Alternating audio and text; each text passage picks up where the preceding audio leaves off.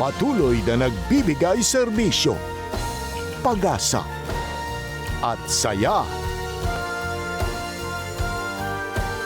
GMA Regional TV, kapuso ng bawat Pilipino.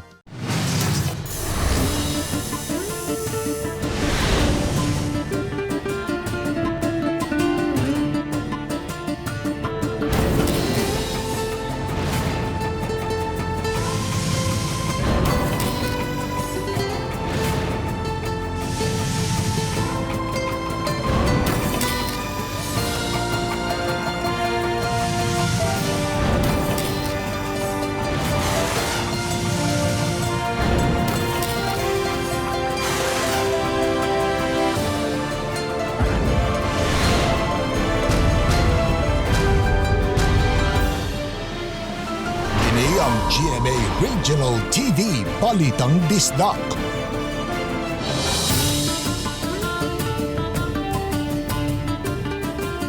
Mayong hapon na kining inyong GMA Regional TV Balitang Bisdak, ang bugtong kasaligan, kasandigan o karangpan sa mga Bisaya. Ako si Bobby Nalsar. Nga maghatod sa labing dako mga nagunang balita nga mahinungdanon sa Central ug Eastern Visayas. Ako si Alan Domingo. Ako si Cecil Kibod Castro, live sa GMA Complex sa Dakbayan sa Subo.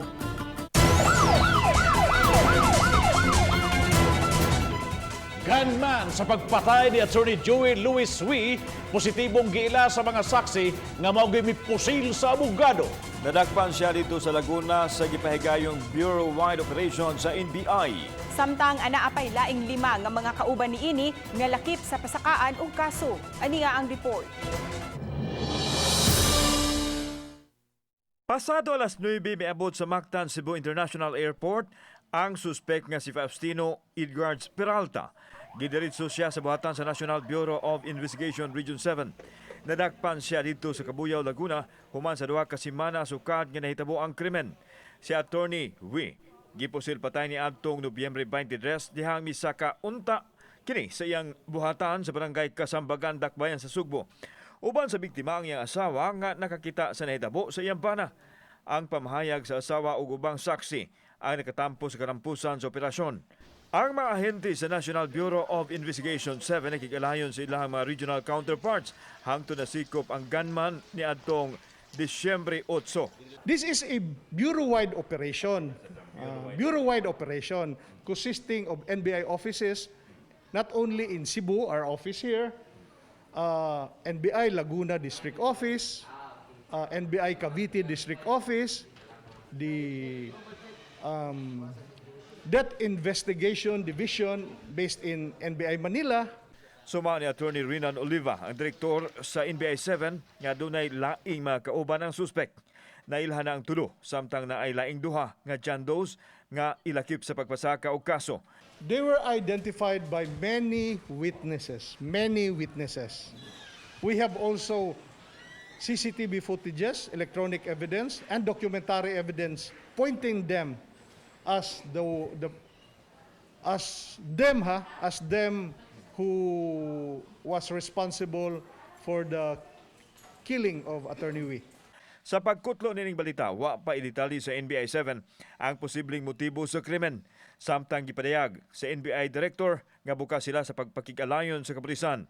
Gidugang niya nga walay panagkumpetensya sa ilahang ahensya nga may susamang tinguha pagsulbad sa kasong pagpatay ni Attorney Wee. Ang PNP ug NBI since time immemorial had been working together, nindot ang mong relationship. Ang ultimate goal is to solve crimes sa atong lugar diri. So it's not a competition. It's a collaboration. Kauban si Marlon Melgaso, ako si Alan Domingo. Balitang Bisdak. Subay sa mong balita, gihangop sa Cebu City Police Office ang pagkasikop sa National Bureau of Investigation NBI sa usa sa mga suspect sa pagpatay kang Attorney Joey Louis Wee. Managsama kuno sila o direksyon nga maong paghatag og justisya sa gidangatan sa biktima. Ano ang report? It's a good and a welcome development nga naa sila inaresto, no? At least nanay hayag na ang kaso ni Attorney Wee. Tumani Police Colonel Josefino Ligan nga andam sila makigtigom sa National Bureau of Investigation aron aduna sila coordination sa nahitabong krimen. Nakaumol na ang PNP og Special Investigation Task Group kun is ITG nga mao gitahasan sa pagsulbad sa krimen. Managsamara ang direksyon sa kapulisan ug sa NBI 7 din aduna usab sila 5 ka mga suspek nga gipangita. Samtang giklaro ni Ligan nga walay nahitabong kompetisyon tali sa ilang NBI counterpart nga mausay gipadayag sa NBI. Gani sa miaging semana gidapit nila ang NBI nga moapil sa ITG meeting. Sa ato ang mga na-captured nga CCTV footages dito, we saw na there are more than 4 persons nga involved. So we will not stop until ma-identify o makuha na tutong other persons involved. Miawhag usab ang opisyal sa kapulisan sa pamilyas biktima nga abogado nga muluwat usab og pamahayag sa ilang buhatan subay sa gipahigayon nilang pakisusi. Hoping that this time makooperar na gid ang asawa to the police para matabangan na pud nato ang effort sa NBI para daghan ang unit nga magtabang gid ani nga kaso. Kauban si Marlon Melgaso, ako si Alan Domingo. Balitang Bisdak.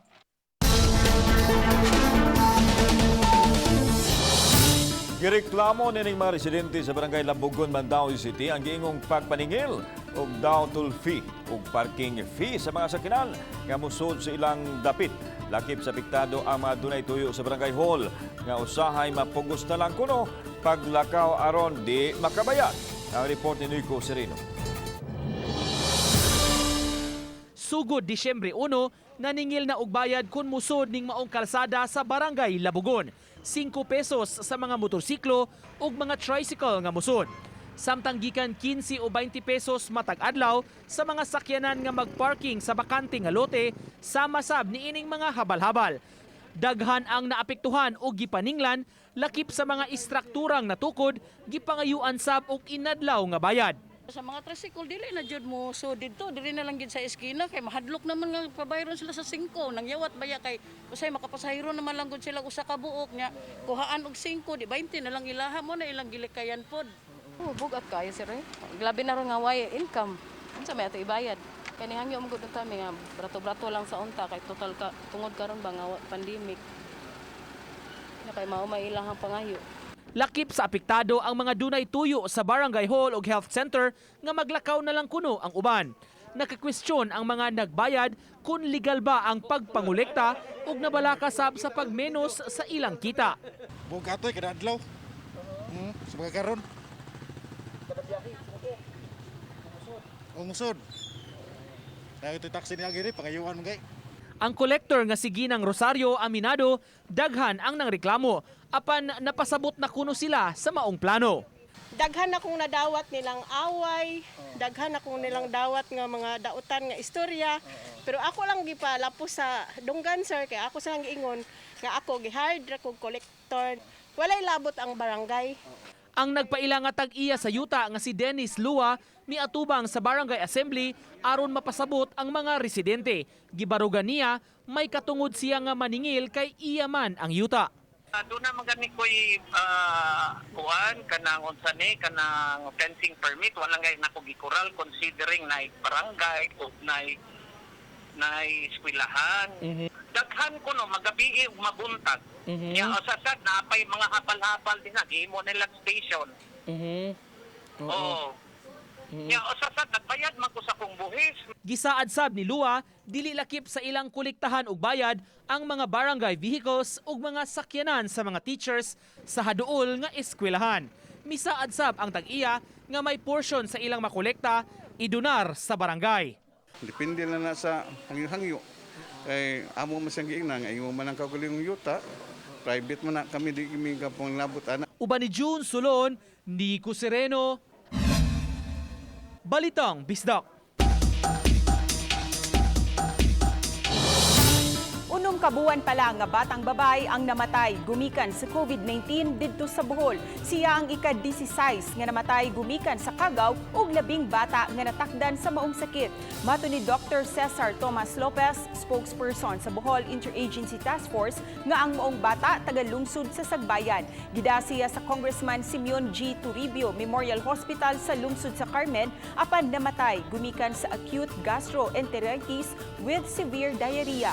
Gi-isolate na ang ginikanan sa maong bata samtang gipahigayon ang contact tracing. Sa kinatibuk-an, sukad kagahapon, ang Bohol nakatala og 766 confirmed cases. 108 niini active cases, 642 ang mga nangaayo ug 16 ang namatay.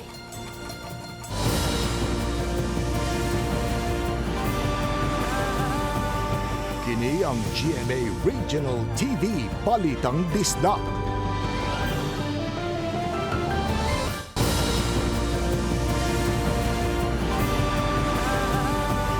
Kini ang GMA Regional TV Balitang Disda. Lapu-lapu si Mayor Junard Ahong Gatchan miholagway sa Plantation Bay incident nga usa ka eye-opener aron pagpanday og ordinansa nga manalipod sa mga kabataan nga dunay special needs. Gipanumdumosab ang management sa mga hotels ug resort nga usa ka tourist city ang Dakbayan. Si Luan Mirondina sa report. Giangko ni Lapu-Lapu City Mayor Junard Ahong Chan nga makaapekto sa turismo sa Dakbayan ang nahitabong diskriminasyon sa Plantation Bay nga naglambigit sa ilang guest kansang anak with special needs. Gikasubo sa mayor ang hitabo, ilabi na kay bag-uhay palang gibuksan og balik ang turismo sa Dakbayan. Gidasunan usab kini sa chairperson sa Tourism, Cultural and Historical Affairs Commission sa Dakbayan sa Lapu-Lapu kinsa nakadawat na og reports nga ubay-ubay ang mga mikanselar sa ilang booking. The city is open para niining between the resorts and kining nahingtungdan na pamilya. We're open na kung gusto nila na mo tabang, no, na they can meet each other, nga mo mediate me. We appeal na for understanding also from everyone na walay gusto ani na mahitabo, no, and then labi na atong mga businesses recovering pa. So may taon ta dili lang ta harsh na mang-cancel sa mga bookings. Kay this is just hopefully an isolated incident and also an eye-opener for the business establishments to be more sensitive. Subay sa mong hitabo, gipahinumduman karon sa mayor ang management sa mga beach resorts nga dakong pahat sa ekonomiya ang turismo usa mas maayong magpabiling tourist-friendly ang Dakbayan. Matod sa mayor, ang insidente magsilbi nga eye-opener alang sa lokal nga kagamhanan aron makapanday og ordinansa nga manalipod sa mga batang with special needs. Di man nato malikayan dunay mga bata nga mga special child nga magsagit-sagit, muni-muna nga dili ma-disturb. So probably atong buhatan na og ordinansa nga ang hotel nga mutukod nga nanagay para sa mga atong mga special child. Ang management sa Plantation Bay Resort and Spa gikatakdang moduso na sa kopya sa incident report ngadto sa Tourism Office. Nananaron sa CHR and also DOT. So both parties have written or have aired their sides, and we will just let the investigation run its course. Apan ang guest sa Plantation Bay Resort and Spa nga si May Pahes kinsa mipadayag sa iyang kasagmuyo sa iyang kasinatian uban sa iyang anak sa naasoing resort, pinaagi sa social media mitataw nga wa siya'y planong musang at og reklamo batok sa resident shareholder sa resort nga si Manny Gonzales. Gusto lang unta niya nga sabton, dawaton ug kaluy-an ang mga bata nga adunay special needs. Uban ni Godfrey Rilien, Luan Mirondina, Balitang Bisdak. Napo kasimbahan sa Talisay City andam na alang sa mga misa de gallo. Samtang 11 usab ka mga gym o covered court sa syudad ang uban pang mga dapit diin sa Lugon ang misa de gallo. Ang report ni Femery Dumabo. Usa niini ang Santo Niño Parish sa Barangay Mohon, Dakbayan sa Talisay. Diin gibutangan na og mga marker nga maoy subayon sa mga musod nga manimbahay. May mga lingkuranan na sa gawas sa simbahan ug dugangan pa kini aron mas daghan ang makatambong sa misa de gallo bisan kun mag-social distancing. Adunay 7 ka entrance ug 5 ka exit door sa simbahan. Gawa sa mga markings, adunay mga tarpaulin usab nga nagpahinumdum sa pagsunod sa mga health protocols ug mga numero nga matawagan kung may emerhensiya ilabi na sa COVID-19. Ato lang siyang gi-modify para sabi sa Digalio, considering the bulk of people that would come to Mass. So, andam na putang daan, kay kaluoy sa Ginoo, mo na grasya siguro po nako nga mga tao nga naapod, mga parokyano nato, mga maingon nato nga very competent. Upat kami sa Digalio ang saulugon sa parokya, duha sa gabi ug laing duha sa kadlawon. After the series of meetings together with the LGU, uban sa PNP, nga mo stricto gyud sila mahitungod sa edad kanag yung 15 below karong bisa Digalio nya ang katong taas-taasong edad for as long as they are physically fit kana pwede nato na siya ma-accommodate. Mato ni Alvin Santillana, ang Pangulo sa City Disaster Risk Reduction and Management Office, nga sa gihimong inspeksyon ilang nasuta nga andam na ang mga simbahan sa dakbayan.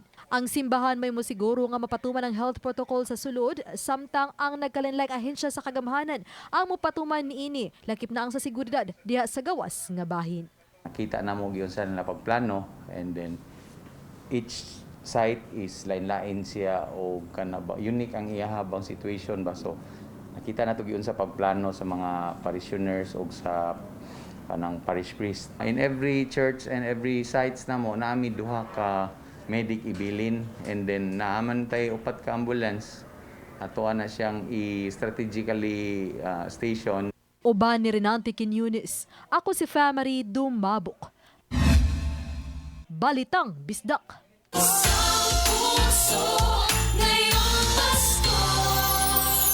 Karong Sabado ug Domingo iapod-apod na sa dakbayan sa Lapu-Lapu ang Christmas bonus o birthday cash gifts alang sa mga PWD nga 4,000 pesos. Aron mapatuman gihapon ang physical distancing, himuong alphabetical ang distribution ug gibahin ang schedule sa buntag ug hapon. Sa pagkuha sa Christmas bonus ug birthday cash gifts, gikinahanglan ang authorization letter kung dili kini personal nga maklaim sa hingtungdang beneficiary. Kinahanglan usab nga magdaog ID sa claimant ug ID sa mismong PWD ug ang quarantine pass. Sa Sabado usab sugdan ang pag-apod-apod sa Christmas gifts nga 4,000 pesos ug 1,000 ka pesos alang sa mga senior citizens kansang adlaw natawhan sa buwan sa Disyembre. Susamang mga requirements gihapon ang gikinahanglan sa pag-claim niini.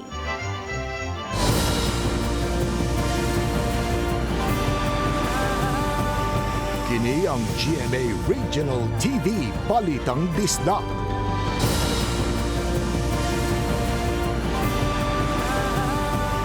Kini ang GMA Regional TV Balitang Disda. Mga mubayan ug buhis sa Midagsa sa Talisay City Hall at taas kayo nga linya, miabot na gani sa lobby. Pipila kanila mireklamo. Si Famary Dumabok, adunay live report. Fem!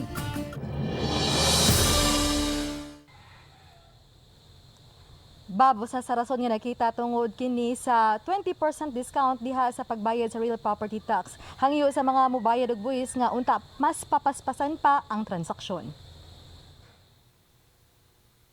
Kining linya sa mga tao dinhi sa lobby sa Talisay City Hall ang makita dayon diha sa tunga-tunga nga bahin. Nagpaabot sila nga makasuod sa City Treasurer's Office aron mobayad og buhis. Mao kini ang katapusang linya sa mga nagpaabot sa buot mobayad og buhis ug dinhi usab sa pikas nga bahin sa lobby dinhi sa Talisay City Hall. Dinhi usab gipahimutang ang mga buot mokuha og mobayad og sidula og uban pang miscellaneous. Sa unang adlaw pa sa Disyembre sila gipahimutang dinhing dapita aron lang gyud mapatuman ang social distancing dito sa sud nga bahin sa Talisay City Treasurer's Office. Anaw sa linya nga alang sa City Assessor's Office. Pipila ni reklamo sa gilagway nga langay nga transaksyon. Hinungdan uban kanila usa na ka oras nga nagpaabot. Based akong experience dito sa Consolacion, kay pag-abot na mo, giingnan mi linya din sa assessor kay for assessment. Naana sila clerk tulo ka buok ka barangay ang ilahang gi-hold. So ig-adto nimo tagaan na dayon ka unsa ka nga barangay palitan lamak pulpugan. Nagpa-compute ko sa assessors gahapon, then gipabalik ko karon. Ya mao ni naghuwat ko sa tawag. Oh, makabayad na ko. Gipasabot sa City Treasurer nga ang pagdagsa sa mga mubayad kay nag-apas sa 20% nga discount sa real property tax nga mapupos karong Disyembre 31. Dugang niya nga kanunay silang nag-update sa ilang pamaagi samtang nagsunod sa health protocol. For payment na kita sila dito. Mao na atong gi-cater dito sa SOD. Ang kini diring naa sa gawas karon nga atong ipalingkod kanang ang ilang mga papel atong gipangkuha, kompyuton mao na karon nagtawag sa na-compute na kung Si Makoto sa mipasayon sa linya aron masiguro nga masunod ang social distancing ug nga adunay kalingkuran ang mga nagpaabot. Babgita na usab karon sa City Treasurer's Office nga dili na kini mahitabo ba ilabi na atul-on niya sa renewal of business permit sa Enero sugod Enero sunod tuig. Hinon ang konseho ang nipasar na og resolusyon aron sa pag-extend sa deadline sa renewal of business permit ngadto na sa katapusang bahin sa bulan sa Marso aron malikayan ang pag-abot-abot sa mga daghang mo renew sa ilang business permit. Bob. Daghang salamat, Fimari Dumabok, sa imong live report. Gawas sa gikahadlukan nga COVID-19, may pahimangno karon ang Cebu City Police Office katawhan nga magmatngon sa ilang kabtangan nga mabiyaan sa pagsugod na unya sa Misa de Gallo. Ipanglantawan sa kapulisan nga musiaw na sab ang pagpangawat ilabi na kadto mga balay nga mabiyaan kay motambong sa Misa de Gallo ang mga tagbalay. Busa pahugtan sa CCPO ang ilang police visibility ug ang pagpatrolya aron mapakgang ang mga daotang elemento. Samtang andam ng kapulisan sa pagpatuman sa quarantine protocols sa mga simbahan sa pagsugod na unya sa Misa de Gallo. Giawhag ang mga tao sa pagsuwat ng daan sa ilang personal data aron ihulog na lang sa box alang sa contact tracing aron di na malangan. Para inigsod ninyo sa simbahan, i-drop box na lang na. Para kay baluta, matrace na to kinsa ng mga tawhana. Ang nisulod sa simbahan, nga simba ko na may transmission, nga ang itudlo ang simbahan, dali ra, makatrace dayon ta. Dugang 32 ka mga confirmed cases ang natala sa Department of Health Central Visayas sukad gahapong adlaw. Sa mga highly urbanized cities, 11 ang nadugang sa dakbayan sa Sugbo, usa sa dakbayan sa Lapu-Lapu, samtang duha usab sa dakbayan sa Mandawi. Tungod niini, miabot na sa 10,700 ang total cases sa dakbayan sa Sugbo, 2,632 sa dakbayan sa Lapu-Lapu ug 2,671 sa dakbayan sa Mandawi. Sa mga lalawigan sa Central Visayas, nadugangan og usa ang Bohol, usa sa Cebu, 15 usab sa Negros Oriental ug usa sa Siquijor. Tungod niini, misaka na ngadto sa 24,397 ang confirmed cases sa Region 7. 825 niini mga active cases. Misaka usab sa 22,177 ang recoveries human sa nadugang nga 72 nga mga nangaayo. Miabot na sa 1,395 ang nakalas human sa nadugang usa nga namatay sa Bohol. Sa Pilipinas, misaka na sa 444,164 ang mga kaso, 408,942 ang mga naka-recover, 26,545 ang active cases, samtang 8,677 na ang mga nakalas.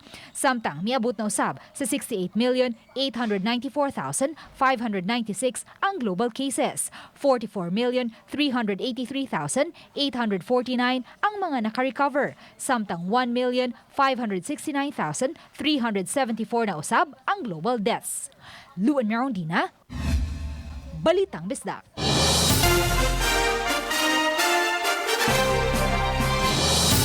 Padayon sa pag-spread kindness ang grupo sa mga pari ug mga batan-od pinaagi sa pagpanghatag og mga pan ug bottled water ngadto sa mga tawo nga anaara nagpuyo sa kadalanan. Gihimo nila kini katulo sa usa ka semana. Nagsugod ang ilang kalihukan niadtong pagbuto sa pandemic ug milungtad hangtod karon bisan kun naluag-luagan na ang quarantine. Ang gipanghatag nga pan gi-bake mismo nila ni Father Vincent Ray Bahian ug ubang mga volunteers sa Bread for Life project. Matud ni Father Bahian nga magpadayon ang ilang pag-spread kindness ilabi na ning Kapaskuhan.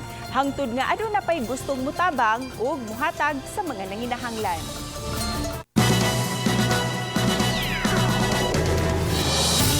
Wala rin nasugatang problema ang mga otoridad sa Mandaue City dining pag-apod-apod sa distribution sa financial assistance alang sa mga senior citizens. December 7, gisugdan ang pag-apod-apod sa ayuda nga gipaagi sa house to house hangtod sa Disyembre 18. Ang schedule sa syudad aron na makumplito ang distribution himuon kun dili gayod mahuman lugwayan pa kini og pipila ka adlaw. Naglangkob sa team sa distribution ang taga City Treasurer's Office, OSCA, kapulisan o mga barangay officials. Malipayon ang City Hall nga hapsayra ang pag-apod-apod sa cash aid. Walay problema nga dako gyud regarding sa ato ang pag-distribute kay nabuhat naman gud nato before. So ang ato ang mga nag-distribute nga mga personnel sa Treasurer's Office, sa OSCA, mga PNP ug sa barangay medyo veterano na sila.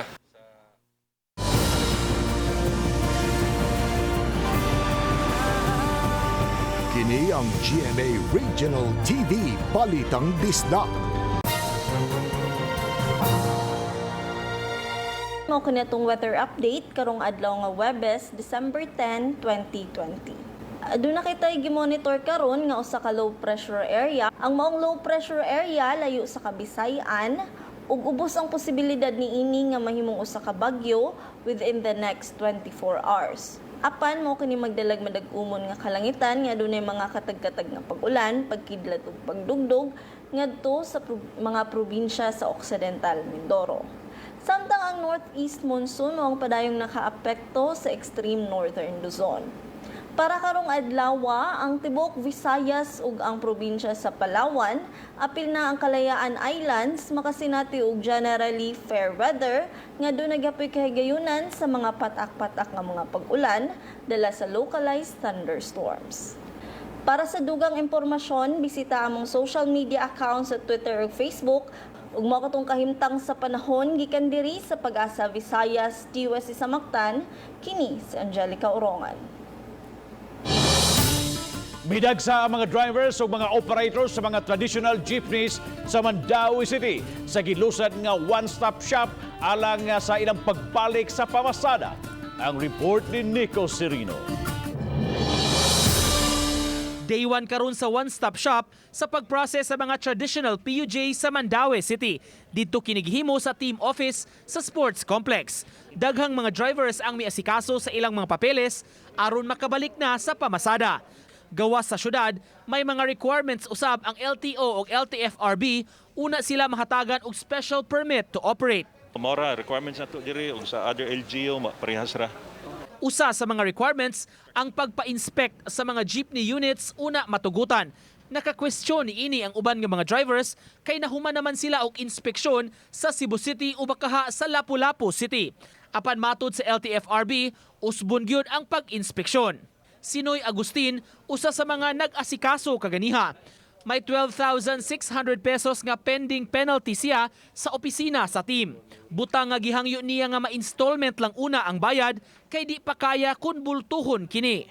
Ali sudoy, 8 ka buwan ni standby. Ugan mi kada WhatsApp. Aray, tinood man eh. Di pambiyahe sa mi ahay may makadata. Bisag every month may data ba. Naamagoy uban nga dugay na kaistanan nga wa gihapon kabayad. So naa sila'y mo-issue ang team og provisional clearance. So good for 6 months pagbayad nila sa ilang mga pending violation. Hangtod ra ugmang adlaw ang one-stop shop sa Mandaue. Kung dili makakomply ang mga drivers, sila na ang mangunay sa pag-asikaso ug pagtagsa-tagsa pag-adto sa mga ahensya una mahatagan sa permit nga makabiyahe. Uban ni June Sulon, Nico Sereno, Balitang Bisdak.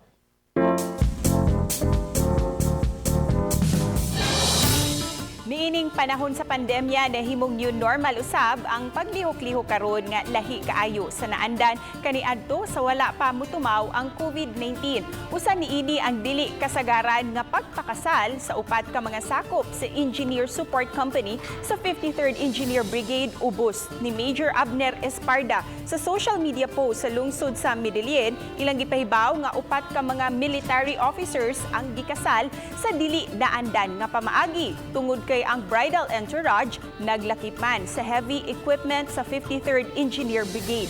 Tungod niini, nadapit ang pagtagad sa mga mulupyo sa lungsod sa Medellin nga nagpahulagway ug ang uban nag-selfie pa gani. Ang prime mover gidayan-dayanan sa wedding theme sa mga gikasal. Bisan gani ang mga sakop sa 53rd Engineer Brigade nga nagbase sa lungsod sa Medellin, galanti man tan-aw sa gisulog nilang mga military uniform. Ang upat ka mga military officers naglangkob nila ni Jimboy ug Joan Cordero, Marjun ug Ellen Lapore, Haisel ug Ricardo Makilang ug Robin ug Beverly Cordova. Daghang salamat sa mga kapuso nato apil na ang nasa gawas sa nasod nga nikisayod sa mga dagko ug mga nagunang balita sa rehiyon. Ako si Alan Domingo. Ug gikan namong tanan dinhi sa Central ug Eastern Visayas, ako si Cecil Kibod Castro. Ang inyong balita, ang among balita, kay matag lokal nga balita mahinungdanon. Kini ang inyong GMA Regional TV Balitang Bisdak. Buong puso para sa Pilipino. Ako si Bobby Nalsaro o 15 kaadlaw na lang, Pasko na. Mayong hapon mga kapuso.